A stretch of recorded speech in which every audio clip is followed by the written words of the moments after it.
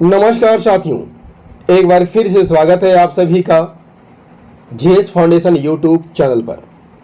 इस चैनल पर अभी वर्ल्ड ज्योग्राफी की सीरीज चलाई जा रही है दोस्तों, और आज के सेशन में हम लोग करने वाले हैं वर्ल्ड ज्योग्राफी की सीरीज नंबर 28। इससे पहले 27 सीरीज तक का वीडियो आपको उपलब्ध करा चुका हूं दोस्तों। यदि आपने उन वीडियो को नहीं देखा है तो मेरे प्लेलिस्ट में जाकर देख सकते हैं, या फिर लिंक डिस्क्रिप्शन में है, आप वहां पर जाकर देख सकते हैं। यदि आपको इस वीडियो का पीडीएफ चाहिए तो इसका भी लिंक डिस्क्रिप्शन में है दोस्तों। इसके लिए आप मेरा टेलीग्राम चैनल भी ज्वाइन कर सकते हैं। हमेशा की तरह आज का भी सेशन काफ़ी इंटरेस्टिंग रहने वाला है दोस्तों, क्योंकि आपको मिलने वाला है यहाँ पर फुल एक्सप्लेनेशन, और इस एक्सप्लेनेशन से भी आपकी परीक्षा में प्रश्न पूछे जाएंगे। तो फटाफट से इस सेशन को दोस्तों के साथ शेयर कर दीजिए, और यदि आप भी इस चैनल पर नए हैं तो चैनल को सब्सक्राइब करके बेल आइकन को जरूर प्रेस कर लीजिए दोस्तों। चलिए शुरुआत करते हैं आज के सेशन की। सेशन का पहला सवाल है दोस्तों 656। माउंट एवरेस्ट किस देश में अवस्थित है? माउंट एवरेस्ट किस देश में अवस्थित है? Answer is the option number C, mount Everest Nepal में स्थित है। माउंट एवरेस्ट की बात कर लिया जाए दोस्तों तो यह विश्व का सबसे ऊंचा पर्वत है। इसकी ऊंचाई कितनी है दोस्तों? इसकी हाइट कितनी है? 8,848 मीटर इसकी कुल ऊंचाई है। स्थानीय लोग इसे किस नाम से जानते हैं? इसे सागर माथा के नाम से जाना जाता है। और सागर माथा नाम किसने किया था? बाबू राम आचार्य ने दिया था। राम आचार्य ने दिया था। कब दिया था दोस्तों? 1930 में यह नाम बाबू राम आचार्य ने दिया था। तिब्बत में इसे किस नाम से जाना जाता है दोस्तों? चोमो लंगमा के नाम से जाना जाता है। क्लियर? चलिए, माउंट एवरेस्ट की अवस्थिति कहाँ है दोस्तों? नेपाल में है। क्लियर? नेपाल की राजधानी यदि आपसे पूछ लिया जाए कौन है? काठमांडू नेपाल की राजधानी है। अगला सवाल क्या कहता है दोस्तों? 657। ब्लैक हिल, ब्लू हिल और ग्रीन हिल नामक पहाड़ियां किस देश में स्थित है? ब्लैक हिल, ब्लू हिल और ग्रीन हिल नामक पहाड़ियां किस देश में अवस्थित है? आंसर हो जाएगा ऑप्शन नंबर सी, संयुक्त राज्य अमेरिका में स्थित है।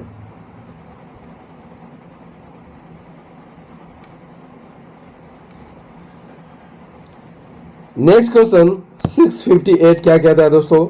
लोएस का पठार किस देश में अवस्थित है? लोएस का पठार किस देश में अवस्थित है? इसका सही आंसर हो जाएगा ऑप्शन नंबर सी, लोएस का पठार चीन में अवस्थित है। लोएस किसे कहा जाता है दोस्तों? पवन द्वारा उड़ाकर लाई गई धूल के निक्षेप को क्या कहा जाता है? लोएस कहा जाता है। क्लियर? इसका नामकरण कैसे हुआ? फ्रांस में एक गांव है, उसका नाम क्या है दोस्तों?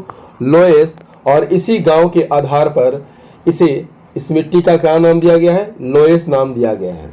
मिट्टी के कण इतने छोटे होते हैं, इतने बारीक होते हैं दोस्तों कि इसमें परत नहीं होती है। क्लियर? चलिए अगला सवाल हम लोग करते हैं दोस्तों। ये आपको दिखाई दे रहा है लोएस का पठार। Next question 659।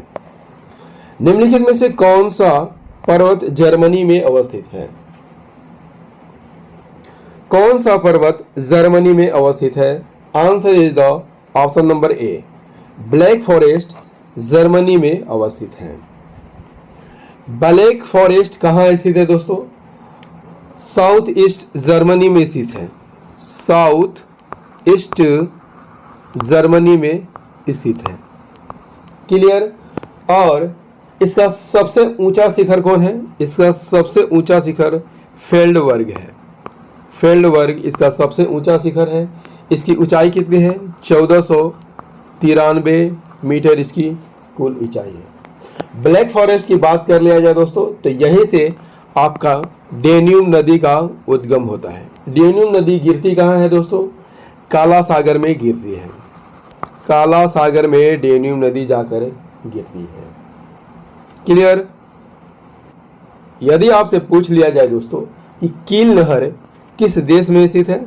जर्मनी में ही स्थित है और यह नॉर्थ सी को बाल्टिक सी से अलग करती है। क्लियर?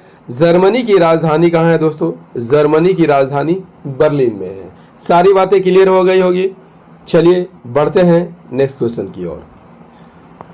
Question number 660। जुलू लोग रहते हैं न्यूजीलैंड में, ऑस्ट्रेलिया में, दक्षिण अफ्रीका में, कांगो में। जुलू लोग कहां पर रहते हैं दोस्तों? Answer is the option number C, दक्षिण अफ्रीका में रहती है।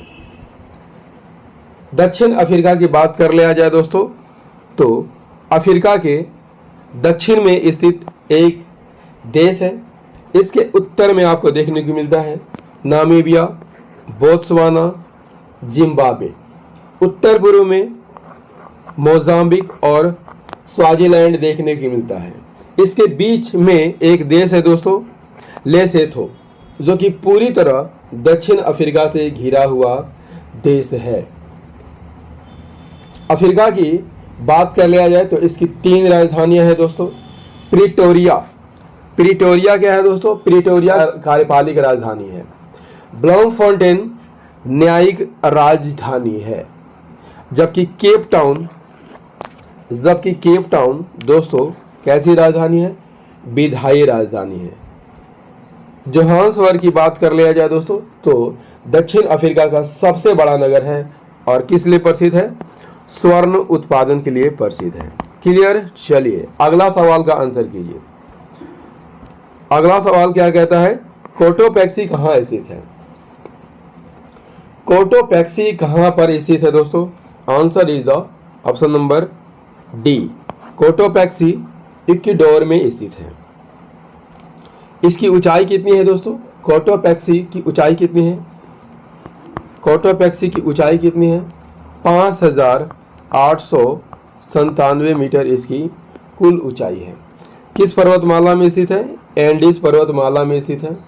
और इसमें अंतिम विस्फोट कब हुआ था? 1942 में हुआ था। इक्वाडोर की राजधानी कहाँ है दोस्तों?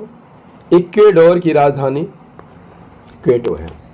किन किन देशों से घिरा हुआ है? कोलंबिया और पेरू से घिरा हुआ देश है। अगला सवाल हमारा क्या कहता है? अगला सवाल, विश्व में सबसे बड़ी खाड़ी कौन है?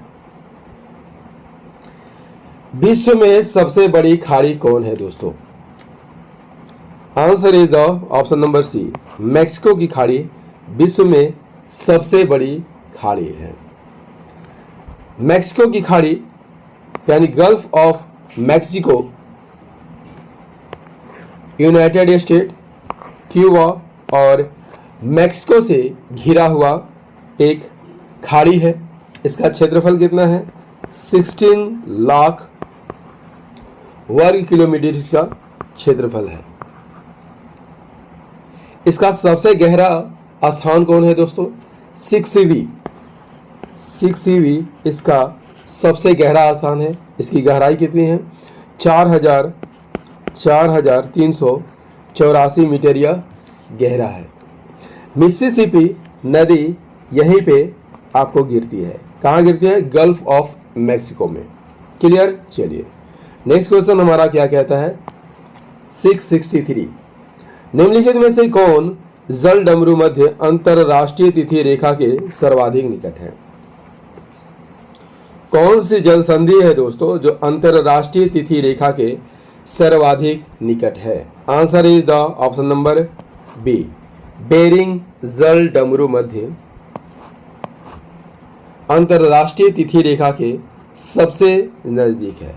बेरिंग जल संधि की बात कर लिया जाए दोस्तों, तो बेरिंग जल संधि किसे अलग करती है?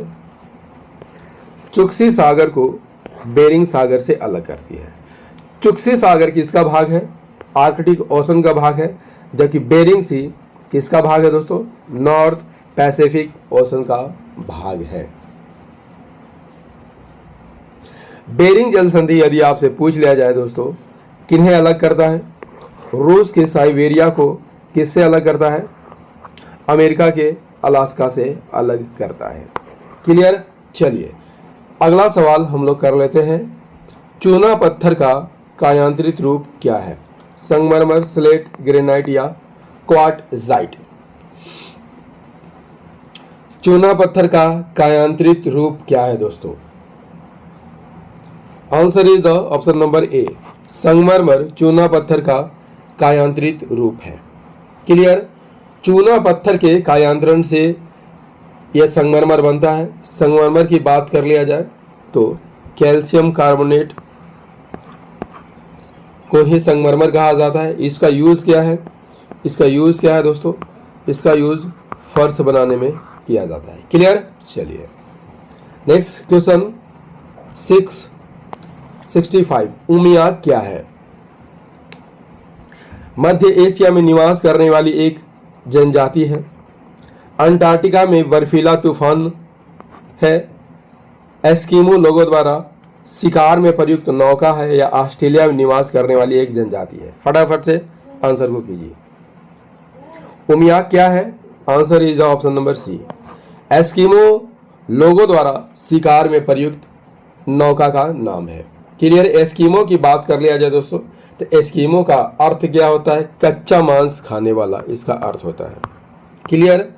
और एक किस प्रजाति से संबंधित है? मंगोल प्रजाति से संबंधित है और इसे एलियूट भी कहा जाता है। नेक्स्ट क्वेश्चन 666 किस ज्वालामुखी में अक्सर उद्गार होती रहती है? आपका ऑप्शन है जागृत ज्वालामुखी, प्रसुप्त ज्वालामुखी, मृत ज्वालामुखी या शांत ज्वालामुखी। किस ज्वालामुखी में अक्सर उद्गार होती रहती है? Answer is the option number A, जागृत ज्वालामुखी में अक्सर उद्गार होती रहती है। ज्वालामुखी की बात कर लिया जाए दोस्तों तो कितने तरह की ज्वालामुखी होती है? 3 तरह के ज्वालामुखी होती है, जागृत ज्वालामुखी या सक्रिय ज्वालामुखी या एक्टिव ज्वालामुखी। क्लियर? दूसरा है प्रसुप्त ज्वालामुखी, डोरमेंट ज्वालामुखी, डोरमेंट ज्वालामुखी। तीसरा है मृत ज्वालामुखी या शांत ज्वालामुखी, एक्सटिंक्ट ज्वालामुखी। क्लियर? सक्रिय ज्वालामुखी किसे कहा जाता है दोस्तों?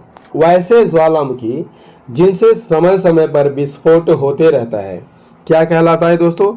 जागृत ज्वालामुखी कहलाता है या फिर एक्टिव ज्वालामुखी कहलाता है। इसका उदाहरण क्या क्या है दोस्तों? माउंट एटना कहाँ पर स्थित है? इटली में। कोटोपैक्सी इक्वेडोर। बैरन ज्वालामुखी, बैरन ज्वालामुखी कहाँ दोस्तों? बैरन ज्वालामुखी अंडमान निकोबार में है, ये भी एक्टिव ज्वालामुखी का उदाहरण है। माउंट इरेबस, मोना लोआ जो कि हवाई द्वीप में स्थित है, मेयान फिलीपींस में स्थित है, ये सभी जो है एक्टिव ज्वालामुखी के उदाहरण हैं। प्रसुप्त ज्वालामुखी किसे कहा जाता है दोस्तों?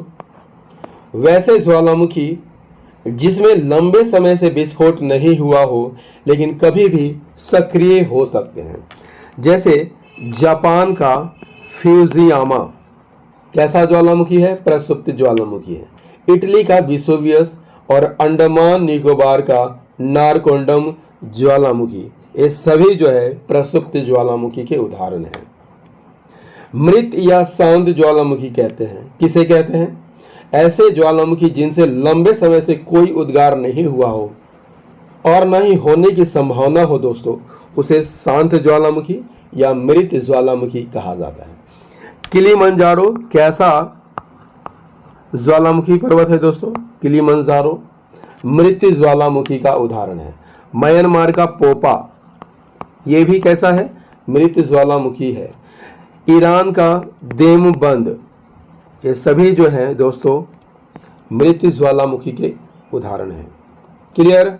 चलिए नेक्स्ट क्वेश्चन 667, सागवान तथा सखुआ किस प्राकृतिक प्रदेश में पाए जाने वाले पेड़ हैं? सागवान तथा सखुआ किस प्राकृतिक प्रदेश में पाए जाने वाले पेड़ हैं? Answer is the option number D, मानसूनी प्रदेश में पाए जाने वाले पेड़ हैं। मानसूनी प्रदेश की बात कर लिया जाए दोस्तों तो इसका विस्तार कहां से कहां तक है? 5 डिग्री से 30 डिग्री अक्षांश के बीच स्थित है। मानसूनी प्रदेश का किसे कहा जाता है? जहां मौसमी पवनों द्वारा बारिश होती है दोस्तों, उसे क्या कहा जाता है? मानसूनी प्रदेश कहा जाता है। जैसे भारतीय उपमहाद्वीप, म्यांमार, लाओस, कंबोडिया, दक्षिण चीन सागर, उत्तरी ऑस्ट्रेलिया, इसके अलावा अफ्रीका, गिनी तट, सियरा लियोन, लाइबेरिया, इन सभी जगहों पर मानसूनी प्रदेश का विस्तार है। क्लियर। चलिए क्वेश्चन नंबर 668, सौरमंडल के बड़े उपग्रहों में एक टाइटन निम्नलिखित में से किसका उपग्रह है? टाइटन किसका उपग्रह है दोस्तों? आंसर हो जाएगा ऑप्शन नंबर बी, टाइटन शनि का उपग्रह है। दोस्तों यदि आपसे पूछ लिया जाए कि सौरमंडल में सबसे बड़ा उपग्रह कौन है? सबसे बड़ा उपग्रह गनीमेड है। क्लियर। किस ग्रह का उपग्रह है? बृहस्पति का उपग्रह है, जो सौरमंडल का सबसे बड़ा उपग्रह माना जाता है। टाइटन शनि का सबसे बड़ा उपग्रह है और सौरमंडल का दूसरा सबसे बड़ा उपग्रह माना जाता है। यूरेनस के सबसे बड़ा उपग्रह कौन है? टाइटेनिया यूरेनस का सबसे बड़ा उपग्रह है। यदि आपसे पूछ लिया जाए दोस्तों कि नेपच्यून का सबसे बड़ा उपग्रह कौन है? ट्राइटेन नेपच्यून का सबसे बड़ा उपग्रह है। क्लियर। चलिए नेक्स्ट क्वेश्चन 669, किस ऋतु में क्षोभ मंडल की ऊंचाई में वृद्धि हो जाती है? किस ऋतु में क्षोभ मंडल की ऊंचाई में वृद्धि हो जाती है? आंसर हो जाएगा ऑप्शन नंबर बी, ग्रीष्म ऋतु में क्षोभ मंडल की ऊंचाई में वृद्धि हो जाती है। वायुमंडल की बात कर लिया जाए दोस्तों तो इसके कितने परत हैं? 5 परत है। मल्टीपल बार आपको पढ़ा चुका हूं दोस्तों। वे परत कौन कौन से हैं? ट्रोपोस्फेयर क्षोभ मंडल, दूसरा है स्ट्रेटोस्फेयर समताप मंडल, तीसरा मेसोस्फेयर मध्य मंडल, चौथा थर्मोस्फेयर तापमंडल और पांचवा एक्सोस्फेयर यानी वायुमंडल। क्षोभ मंडल की बात कर लिया जाए दोस्तों तो पृथ्वी से उसकी ऊंचाई कितनी है? ध्रुवों से इसकी ऊंचाई कितनी है? 8 किलोमीटर, जबकि भूमध्य रेखा से इसकी ऊंचाई कितनी है? 18 किलोमीटर। सभी मौसमी घटनाएं क्षोभ मंडल में ही होता है दोस्तों, जैसे कोहरा का बनना, बादल, ठंड, बारिश, तूफान इसी मंडल में आते हैं। समताप मंडल यानी स्ट्रेटोस्फेयर की ऊंचाई कितनी है दोस्तों? 50 किलोमीटर है और इसके नीचे ओजोन परत पाए जाते हैं और ओजोन परत की ऊंचाई कितनी है? 15 से 30 किलोमीटर तक इसका विस्तार पाया जाता है। क्लियर। मध्य मंडल की बात कर लिया जाए दोस्तों, मेसोस्फेयर की बात कर लिया जाए तो मेसोस्फेयर की ऊंचाई कितनी है? 50 से 80 किलोमीटर इसकी ऊंचाई है। क्लियर। वायुमंडल की सबसे ठंडी परत है और यही मंडल में उल्कापिंड आकर जलते हैं। क्लियर। थर्मोस्फेयर यानी तापमंडल की ऊंचाई कितनी है दोस्तों? 80 किलोमीटर से 640 किलोमीटर तक की इसकी ऊंचाई है और यहीं पर आपको देखने को मिलता है विद्युत आवेशित कण, रेडियो तरंगे इसी मंडल से वापस लौटती है। ठीक है, जिससे रेडियो प्रसारण में हमें क्या मिलता है? सुविधा मिलता है। सबसे बाहरी मंडल, बाह्य मंडल एक्सोस्फीयर, इसकी ऊंचाई कितनी है?